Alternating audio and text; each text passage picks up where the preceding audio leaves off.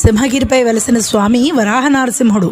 దేశంలో ఎన్నో వరాహ క్షేత్రాలు, మరెన్నో నరసింహ క్షేత్రాలు ఉన్నప్పటికీ 2 అవతారాల కలయికతో స్వామి స్వయంభూగా వెలిసిన ఏకైక క్షేత్రం సింహాచలం.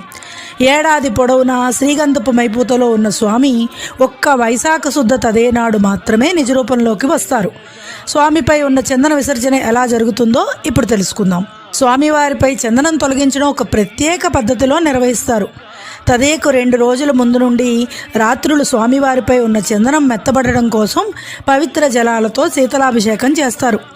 తదేనాడు ఉత్సవంలో భాగంగా స్వామివారిని సుప్రభాతంతో మేల్కొల్పి భోగమండపంలో విశ్వక్సేన ఆరాధన, పుణ్యాహవచనం, ఋత్విక వరణం, పంచకలస ఆవాహన జరిపి ఘంటానాదపూర్వకంగా వైదిక పెద్దలు, అర్చకులు అంతరాలయంలో ప్రవేశిస్తారు. గర్భాలయ ద్వారం వద్ద తెరవేసి చతుర్వేదాలు, దివ్య ప్రబంధం, క్షేత్ర మహత్యం పండితులు పారాయణలు జరుపుతుండగా వైదిక పెద్దలు వెండి పొరిగెలతో శ్రీగంధాన్ని ఒలిచి వరాహ నరసింహుణ్ణి నిజరూపంలోకి తీసుకువస్తారు.